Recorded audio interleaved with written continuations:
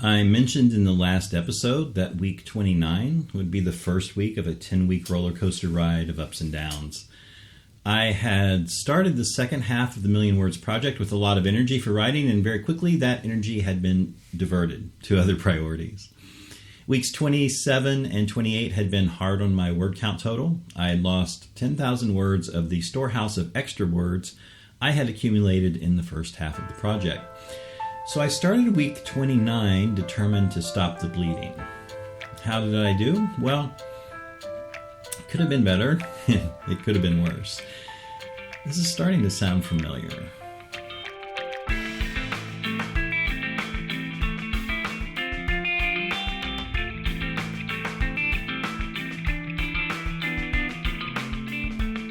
Welcome to the Million Words Project. Update for week 29. I'm Eric Sheridan Wyatt. 29 weeks ago, I challenged myself to write 1 million new words in 1 year. And this video series chronicles that quest towards 1 million words. Typically, I post a new video every week describing the ups and downs of this effort to write 1 million words. A few weeks ago, though, some unexpected news upended my plans and had to put the videos on hold for a few weeks. And I experienced back-to-back weeks where, even though I was putting video production on hold, I still had the lowest word count week I had since I started keeping track. I'm back, settled in a new location, and catching up on these updates. So let's take a look at the word count totals for week 29.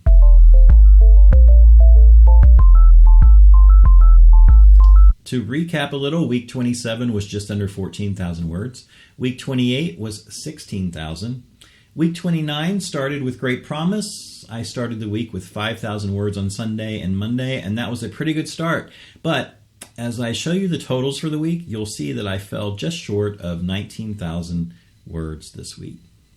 I had a decent distribution across 5 categories of writing and had a chance to actually make some progress that felt more like progress, but I was still more than 1,100 words short of the weekly target of 20,000 words. As I mentioned last week, I was still in the mindset of do as much as you can, even if it isn't a full 20,000 words. Because it's much better to get close or get anything, really, than it is to get discouraged and let a whole week slip away just because I'm not making as much progress as I had hoped. And if we look at the charts and graphs, you can see one reason I was kind of okay with just doing as much as I could. The red circle near the top is the number of words I need to be on pace to hit 1 million words at the end of this experiment. The green circle shows that at the end of week 29, after 3 weeks of subpar performance in a row, I was still about 35,000 words ahead of pace. This is important because I have a 2-week vacation trip to Colorado planned before the end of this project, and my hope was to be about 2 weeks ahead of pace when we leave for that vacation, because other than journaling, I'm probably not going to have many or any new words to add to my totals during that trip. And the last point I'll make with the numbers, if I look at the 2 pie charts on the right with the blue arrows and compare my ideal distribution of words across the various categories and the actual distribution, I can see that I'm actually doing okay, except for one big area, which is the new category, which is nonfiction books, which I added to start the second half of the project because I wanted that to be a major area of focus of my efforts. But here I am 4 weeks into the new focus, and I'm definitely not hitting that portion of the target with any consistency, which brings me to today's topic.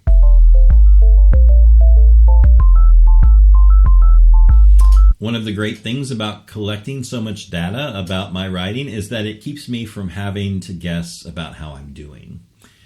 One of the drawbacks is that having so much data can actually make it harder to give myself some grace when a little leniency is warranted. If I look at this data, I had 2 contradictory reactions. First, I was disappointed that 4 weeks in, I hadn't made any substantial progress toward the goal of writing more consistently in the nonfiction book category that I hoped to be writing in. Yes, finally in week 29, I had put some numbers on the board. but that was 1/5 of where I sort of wanted to be after 4 weeks. But the second reaction was to take a step back and realize I had a lot of unexpected additions to my life, and my ideal word distribution and the reality of my schedule weren't terribly compatible with each other. There were a number of unanticipated factors complicating my time on task, and no matter how on fire I am for writing, I can only write so fast. I think I shared this before, but from a dozen years of self-observation, I know that my average number of words per hour written is around 1,000. I typically fluctuate somewhere between 800 and 1,200, depending on the subject matter and depending on the vibe of what I'm writing. Even in fiction writing, it can vary quite a bit. Some sections of a short story or novel may spill out on that higher end, and other sections may come more slowly. There's a real ebb and flow in writing. The point is, if my life is filled with other things and I don't have as much time to write, then I won't write as much. There's no way around that. And in week 29, my life continued to be filled with a lot of house hunting. In fact, we made an offer on the third house we had been interested enough in to pursue. And that offer, after a couple of counter offers back and forth, was accepted. So the house search mindset quickly shifted to the logistical mindset. Arranging inspections, loan details, offer amendments after the inspection, insurance quotes, and all the things that start to happen once you say, I'll take that one. And as a planner and logistically minded person, I also immediately began to spend a lot of mental energy on two things. The first was the move itself. Boxing, labeling, sorting, and purging, arranging for a moving truck and deciding what size and who would help us load up. Where would the furniture go in the new house? What would we need that we didn't already have in order to make the household run the way we would like it to? And then the second thing on my mind was future casting, the kind of lifestyle we want to live, and attempting to find the best ways to facilitate that. How do we want the kitchen set up to better meet our cooking needs on a daily basis? Which bedroom would be the master bedroom? Which is the guest room? What would we use that third bedroom for? If you know us personally, you probably already know what the third bedroom will be used for. My point is, there is a lot of mental energy, mental work that goes into making a big move. And that energy, expended mostly out of necessity, takes away from the energy to write, just as all of the extra activity takes away from the time to write. I know from years of teaching and coaching other writers that it is really easy to fall into the I just don't feel like it and I'm just not inspired trap. Sometimes we make energy and feelings into an excuse, a point of resistance. And a lot of times that excuse is just not valid. But there are, of course, times when our time and energy is focused elsewhere, and it takes away from our ability to write in a legitimate way. This particular week, I started out strong, determined to make up for a couple of weeks of distractions, but once the offer was accepted and those wheels started turning, the rest of the week petered out, and I just fell short of my target. In addition to house stuff, week 29 was cold and wintry. And I was really missing living in Florida and pushing back against a mild case of seasonal affective disorder.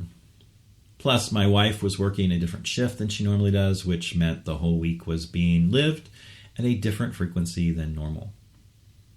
As the week progressed and the other things took over, I wrote this in my journal. It would be really cool to hit the target this week and stop the bleeding, but also, part of taking the long view is understanding the ebb and flow of these seasons.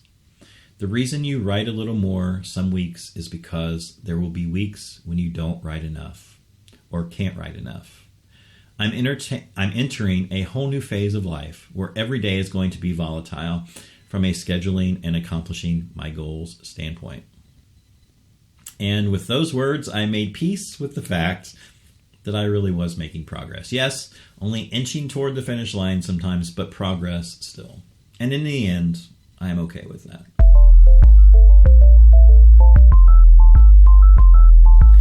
A few weeks ago, I used this quote from Laura Vanderkam in this section of the video. Instead of saying, I don't have time, try saying, it's not a priority, and see how that feels. Now, in that video, I was encouraging myself and you to not hide behind the I don't have time excuse and realize that we make time for the things that are really a priority. And if we aren't making time for something, maybe it just isn't actually a priority. This week, though, I'm repeating that advice with a slightly different perspective. During a season of life like this one, when things are topsy-turvy, I am asking myself what really is a priority. But also I'm saying some days it isn't that I don't have time to write, it is that writing isn't my priority right now. The right now is a big deal. I'm in a place where other things are temporarily replacing writing as the priority on this day or that day. And I'm okay with that. But I'm also going to keep a close eye on my justifications and try to make sure the right now doesn't turn into forever.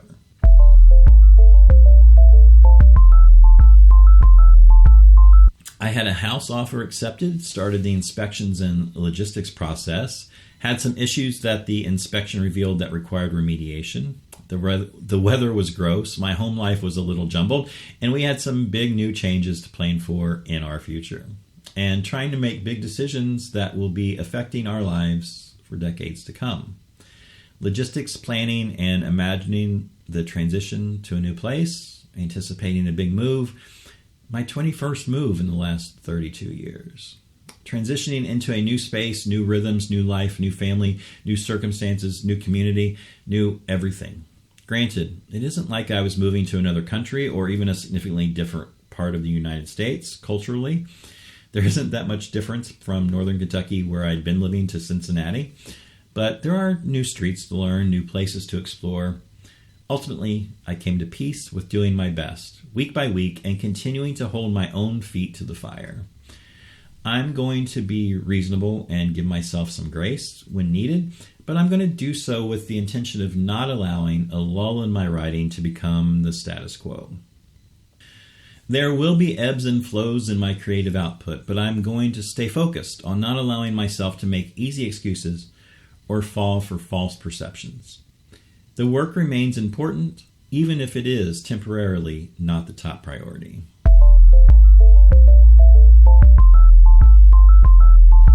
This episode is running a little long, so I'm going to keep the points to ponder section a little shorter this week. I have one simple question for you. Are you intentional about interrogating your own excuses and justifications for why you aren't doing something you claim is important to you? Sometimes our excuses and justifications are valid.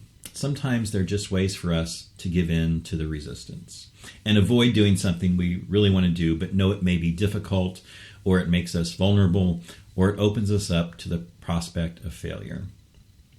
If there are areas in your life where you are justifying doing one thing or making excuses for not doing something, I would encourage you to write about it. This is a frequent topic in my own writing out loud practice. A dialogue with myself to find out if my excuses are legitimate or not. Sometimes I conclude that they are. Sometimes I call myself out on my own BS. Being intentional about questioning your own motives can be a great tool for keeping yourself accountable to the things you really want to pursue.